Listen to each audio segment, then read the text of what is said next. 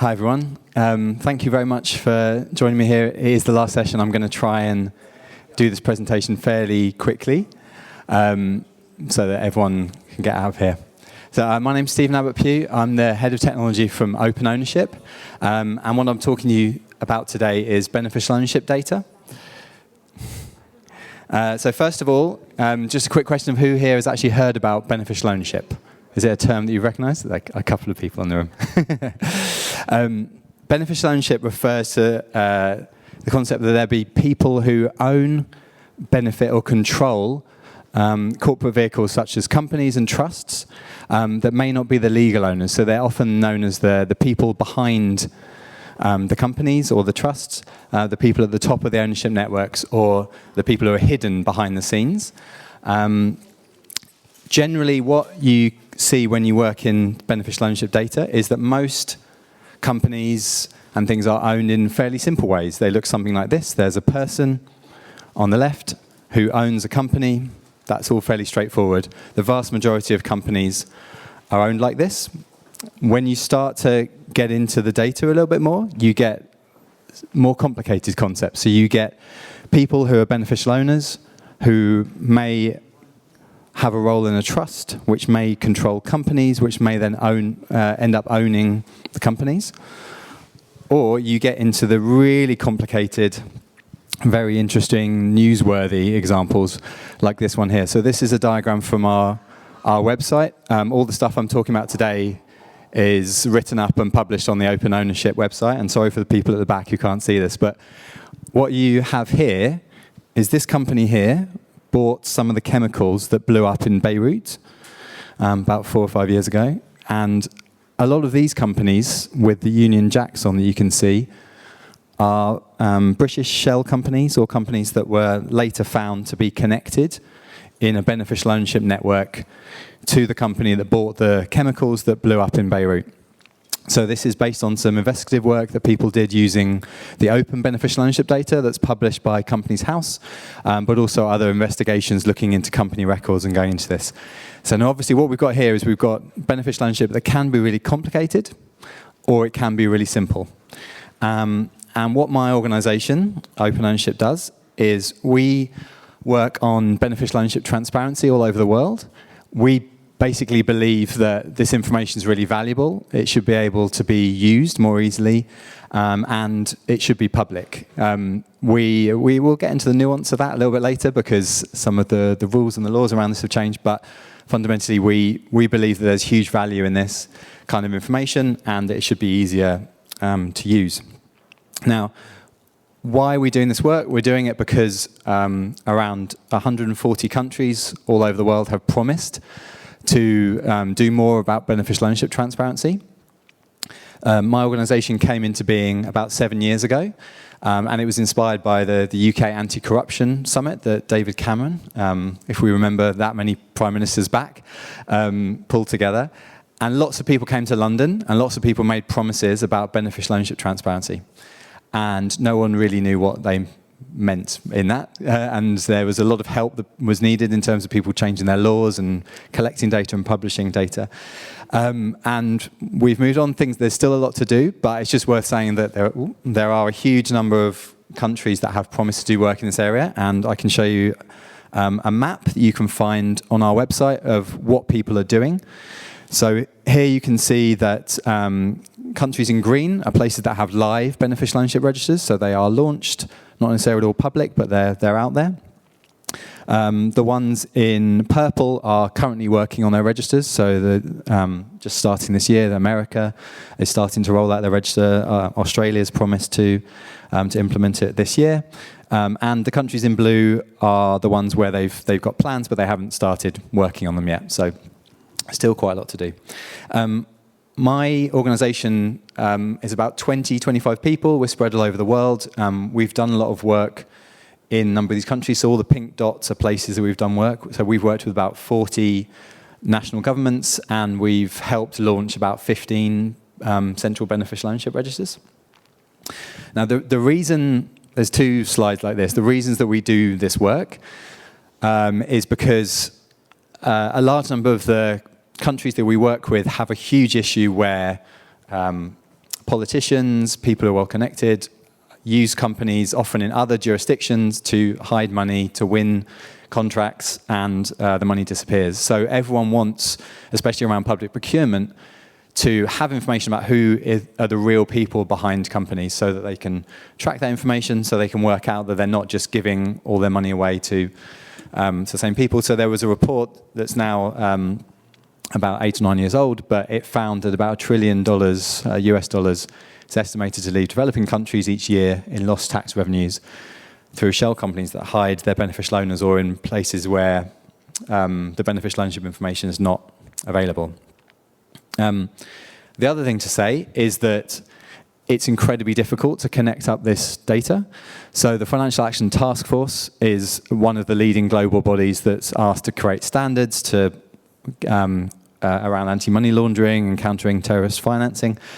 And in 2021, they did a huge survey to ask about how people check this kind of information and found that beneficial ownership data and information is by far like twice as difficult as anything else to use from different countries. Every country has different rules, laws, thresholds, public data, no public data. So it's a huge issue. So you've got lots of countries that promise to do something. There's a big kind of societal issue out there, and there's also the fact that the data is largely not standardized and very difficult to use. So everyone's finding this difficult. Now, in my organization, we've done a few things to try and help that. So we work with countries and we help them, guide them about their legislation, some of the commitments they've made, say how they could follow through on it and make sure that they are ready to use the information that they put out there. And my role, I'm the head of technology for Open Ownership. My role is to showcase what people can do if they do produce kind of high quality data. And one of the things we do to show the benefits of having higher quality standardized beneficial ownership data is we have created the beneficial ownership data standard as an open standard that we've been working on for the last 5 or 6 years. If you go to standard.openownership.org, you can find all of the documentation. And I think all of these slides can be found on the conference website as well with the links at the bottom. Now, so it's an open standard for generating high quality data on beneficial ownership. It's been adopted by governments from Canada, Nigeria, Latvia, Armenia, and it's actually the UK government's official open standard as well. We went through a process to get it approved about 2 years ago, and continue to talk to the UK government about the benefits of using it for their data. So in a lot of those cases, those are countries that we've worked with, and they have really specific issues, but they want to connect their data with other jurisdictions. So in Nigeria, they really want to trace the money that's going from Nigeria to the UK. In Latvia, they were worried about the Russian influence and Russian money in Latvia years before a lot of other people were. And so it's been really rewarding to work with some of those countries. And in a lot of these cases, they have shared their data with my organization, and we try to publish that and encourage people to use it and teach people how to use it. Now, so the way we do that in our data standard is we have a statement-based model where we divide up all of the information we're collecting into 3 types of statements. So those are person statements, so the information you've got about a person who's a beneficial owner, the information about the nature of the ownership or control that they have, so the relationship they have with the entity, and then you have an entity statement. So all the details about the company or the trust, all the details about the person, and then you've got something about the relationship.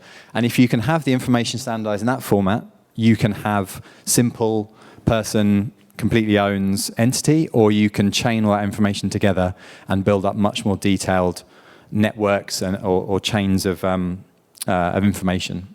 And you can also, crucially, go between different jurisdictions. So you can say if this person owns this company in a different jurisdiction, if you have the data all standardized, obviously you'll be able to link it up a lot more easily. So another part of my role is to then show what you can do if you have more standardized data. So just some of the tools that we have available for people to look at this information and to play with it. So register.openownership.org is the public register that we run. You can go there and search public beneficial ownership data from the UK, Denmark, Slovakia, and Armenia. And so you put in the company number or the ID, so that can be their original company number, their open corpus ID, their legal entity identifier, and you can find them. And then when you get to their page, you can see the beneficial owner details. You can also click on the diagram, so you will see a visualization of all of the companies that they're connected to. Building off of that, we also offer an open source visualization library. This is now in use by 2 separate software companies, and the government of Armenia have all built this into their tools. So if you create data in line with the Beneficial Ownership Data Standard, or BODS, then you can use this visualization library to draw you automatic diagrams of all the different types of information that you're finding out from the BODS data. We also republish all of the data that we are able to make public, and just building on the question that was coming earlier about format. So BODS data is collected in JSON, but we republish it so people can use it as CSV, SQLite, Parquet, and then we also link up to tools like BigQuery and Dataset in the hope that we'll encourage more and more people to make use of this data. And just something topical for people, there was a debate happening in the UK Parliament yesterday. So for people who are less exposed to this space, basically this has been a huge issue that, and for the last 10 years, it's been very known that there's a huge number of UK companies that are used for fraudulent purposes or criminal purposes.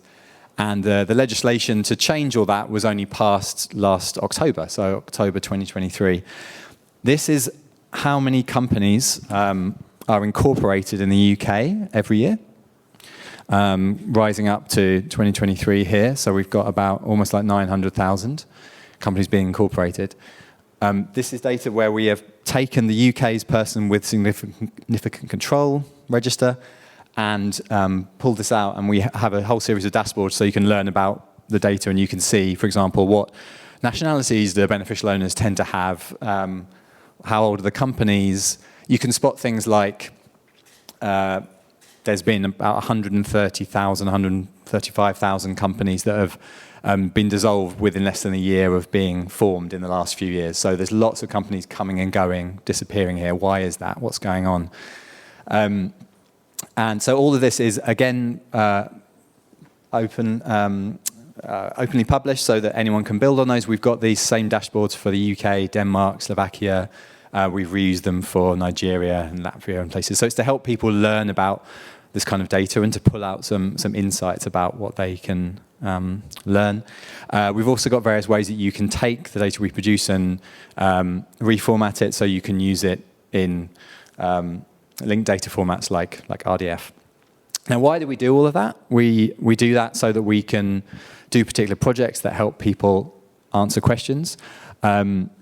So I just want to show a few projects that we've done in the last year and a half, in partnership with a couple of people actually in the room here, which is great, to show that beneficial ownership data usually is being used to spot people who are sanctioned, people who are politically exposed, people who own lots of companies, people who are from jurisdictions that maybe are on tax haven blacklists, or all these kind of things. So the fact that we have access to some of this data means that we want to try and show how you would do some of those projects.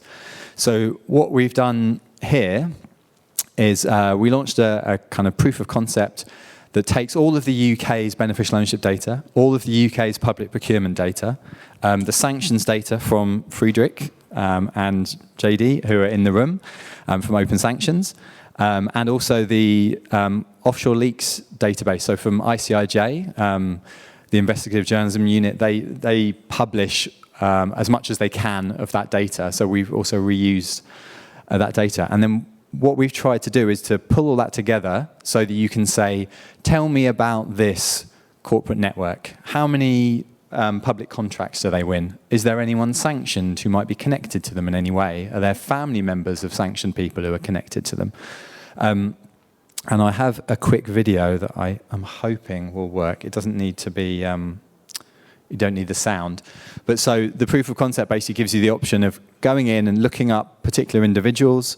And then when you go through there, you can see the public contracts they might have won. So this person is linked to about £241 million worth of public contracts that have been won. You can then see how they're linked. So you can see that, Sorry, I pressed the wrong button there. You can see that the yellow marks here basically show companies that have won public contracts, and then the person who we've looked up is at the top. So we've connected the fact that there is a company down here that may seem quite lowly, but ultimately, at the end, these are all owned by one person who is the beneficial owner. And so you can see what you can do, and you can see how you can explore the information. If you go over one of the chains, you can see the lines, so you can understand all of the ways that this information can be linked together. And I think we'll also go into looking at a particular corporate group that also has a huge amount of public contracts. So BIFA, if people are familiar with the UK, wins a huge amount of public procurement contracts. So this is even bigger. We're talking £2.6 billion worth of public money going to BIFA. And so if you look up a company, instead what you're able to do is you're able to see all of the companies that are ultimately owned by, in a lot of these cases, the data will link back to them, and you can look at the public contracts, their beneficial owners, the subsidiaries, and all of this, see how much money they're supposed to be getting as part of those contracts. So all of this is made possible because we can take the beneficial ownership information and combine it with the public procurement information. This is something that lots of countries are starting to do. We work with a whole load of countries across Latin America that are really keen on doing this to make sure that they can spot any risks or spot how people are connected behind the scenes, and whether a lot of the money that they're putting out in public procurement tenders are actually ending up back with particular individuals. But you can also see that there are ways that this information might be very, very useful to policymakers, because you can understand whether whether all your money your public procurement efforts are concentrated and basically being won by one company in the end. So I was just trying to get this to go back to full screen. I can't get rid of my tab. Another project that we did, again, huge thanks to Friedrich and the Open Sanctions team, was to show about a year ago how you can connect beneficial ownership data with sanction data and politically exposed person data, because lots of people who do these kind of investigations would take that information and want to combine it with those kind of sources and look at it in different formats. So this was thanks to all of the hard work that their team did. We were able to load this up into a tool called Linkurious, so that people could explore any of the links between beneficial owners and sanctioned individuals, as well as doing things like setting up alerts saying, tell me if anyone connected to this, if there's any new companies connected to this person that are registered, or if they are, if anyone sanctioned who comes from Russia registers a new UK company, for example. So you could do lots of work with that. We've also done projects because in a lot of cases, people are wanting to know about these large companies, whether they're winning money for public procurement, or also what they're doing, whether it be in kind of finance, banking, whether you could check into wider corporate ownership networks, not just the beneficial ownership information. And the team at the Global Legal Entity Identifier Foundation published lots of information about who owns whom on their website. All is open data for anyone to freely reuse under a Creative Commons universal license. And so that information shows you how companies own other companies. It just doesn't have the beneficial owners at the end. So you don't get back to the people, but it's still fascinating to look at because you can see all of the parent companies, the ultimate parent companies, and you get this great sense of about 2.5 million companies, how a lot of companies in finance and which are publicly listed are owned, and all of the companies that they own. Some of the talks here earlier are very interesting if you want to look up data about a particular sector. So if you want to look up energy companies, if you want to look up offshore wind companies that were in the news this morning, you can find out a huge amount of information by looking at a combination of these kind of websites and databases and R1 about the people who are behind them. So what we've done is we've actually mapped the information they have to our data standard so that it's another large data set. So if you want to say, does this company have beneficial ownership data? Do they have legal ownership data? Are they appearing in any sanctions list? Are they in public procurement? Then there are ways that you can get all of that data and link it all together. And this is made possible thanks to the people at Open Corporates, who we are partnered with. And we originally started off as a kind of experiment within Open Corporates. That's my presentation. I kept it quite short. If anyone has any questions, I'd be happy to answer them. But I realise it's also the end of the day. So anyone? How much overlap do you see between beneficial ownership, as in I am connected to these companies because I have 10% share here, and the actual flow of money or power? Is it really that I'm connected to like one parent company that has many subsidiaries that I'm really powerful, or like how do you distinguish those? Yeah, so these concepts become very tricky in certain cases. So, for example, normally a lot of countries say if you're a 25% shareholder or you have 25% of voting rights, then you're a beneficial owner. But, I mean, for example, we're just about to publish guidance about investment funds. And investment funds are hugely complicated because there's thousands of people involved, so no one has 25%. But they are being used to obscure how money moves around and who's really behind the scenes of them. And we're talking about trillions of dollars through them. So if no one's declared, then you don't really know the people who are really behind some of those companies, some of those investment funds. We've also producing guidance about public listed companies. I wrote about state-owned enterprise yesterday. So we advise that in cases where there are particular criteria, like if you're particularly worried because there's a bigger corruption risk, you might want to have special rules for that, like not have 25%. So some countries are saying, 5%. If it's an extractives company in Ghana, I think, from memory, if you've got 5% ownership of it, then you have to be declared. In some places, it's if you're a politician at all, you have to declare the fact that you have an interest. So the rules are very different in different places. And we kind of advise that people should take more of a risk-based approach, which not just like the Financial Action Task Force, and lots of people advise the same thing. But if you're setting a threshold so high that you're not capturing the actual people you want to see, then you need to think about the rules that you should best apply. In some cases, people are saying, even if you have a single share, if you have any interest at all, you should declare it if you're a politician. But all the countries have kind of are setting different rules for that. But in a lot of places, people realise that politicians should have special rules, and there should be high-risk sectors around banking or extractives where the threshold should be a lot lower. Yeah. Fascinating tool. So, really interesting. I'm just wondering if you could share a story, a funny story you might come across in your work. It sounds like you might have some. Funny stories? Oh, right. I don't know. So I came home about 4 or 5 months ago to find that someone had registered a company at my house back like last October.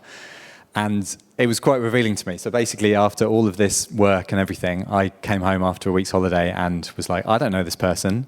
This person's never lived in my flat. What's the name of this company?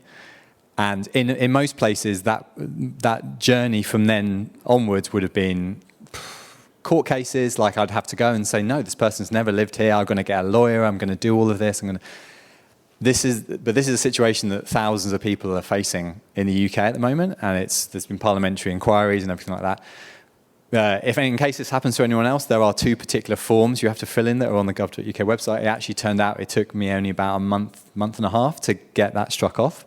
But I went onto our register, I looked it up. This same person, someone who has the same name with the same birth month and year, has registered 5 companies in the space of the last 2 months. I sent it to a guy who's done some investigations. He went, yeah, I recognize that name. He said, it's not one of the worst people. The worst people have like 800,000 of companies, but I recognize that name. You should definitely get this struck off because, it's clearly not going to be used. The code that they would need to use to file their accounts came to me. At least it wasn't used in my name. I mean, a lot of other people have found names set up at their address using their own names. So I don't know if that's particularly funny, but hopefully it's useful. I mean, in some of these cases, like we checked, we were doing some work in Kenya last year, and we're hoping to do more work there. We found, using their procurement data, about 10% of all the procurement contracts were won by companies connected to politicians, roughly, based on having a look at that. And there's lots of, there's some incredibly serious, terrible situations, but there are also ridiculous ones where none of the names are checked, and so you have XXY, XY, XY, XY showing up as a beneficial owner in our data and everything else. So a lot of countries are trying to fix some of those issues. A lot of countries are trying to get their financial intelligence units and their corporate registries to police this more, to use the data more. And so we're privileged enough that we get to work with some of them to show them how they could use the data and what kind of data they could collect and how they might be able to more easily exchange it between different places. Because to be honest, a lot of them still do stuff on paper. They get a report, they have to email something off to their counterpart in another country, or they have to go through months and months of checking, whereas there's some countries where they can do some of those checks almost instantaneously, and then they can do the hard work they need to do an investigation after that. You mentioned just now this story of that person opening a few companies within the span of 2 months. Mm-hmm. And you also mentioned a project about essentially having alerts. And is there like a red flag system developed or in development, not based on like individuals, like has that person who's an exception open a new company, but more on a statistical basis? Like, is there any anomaly appearing in a data set in terms of like 5 or 10 or 200 companies registered under the same name in a much shorter time than the average, or one person being connected to much more money than the average is kind of Yeah, so there's a few interesting examples of that. In the UK, there's a particular guy called Graham Barrow who runs a service called Risk Alert 247, and they exactly do that with the UK's data. So they try and spot patterns that then they can report, and they work on it. My organisation's running a joint seminar in 2 weeks' time, in case anyone wants to come, with the London School of Economics. And there'll be academics talking there about taking the data that we've published and combining it with public procurement data to spot exactly what you just mentioned. With the kind of data we produce, we have a bunch of notebooks that can show you, for example, just find all beneficial owners from a particular jurisdiction that maybe is blacklisted or not. Like if it's North Korea or something like that, it's maybe not going to show up, but we've helped people recently to look at beneficial owners from Azerbaijan, which is it's holding the COP conference this year, and is also got presidential elections, I think later this month. We've helped people to look into that because obviously it's been something that people wanted to do, look at Russian influence, so maybe you want to look at certain people. But the better the data, the more complicated the questions you can ask. In some jurisdictions, for example, Latvia, if you are, when you register a company there, if you're already the director of more than 5 companies, it's not like a red flag that stops you, but it's part of their system that it will be flagged to the person in their corporate registrar saying, hey, this person's already on our books quite a lot, maybe you should look a bit more closely at this. So they've come up with that. They've come up with all of the things like, is this person on the insolvency register? Is this person a director of more than 5 companies or a beneficial owner of more than 5 companies already? Does the address they're giving us really exist? All these kind of things. They've kind of worked those systems out themselves, and a lot of countries have that.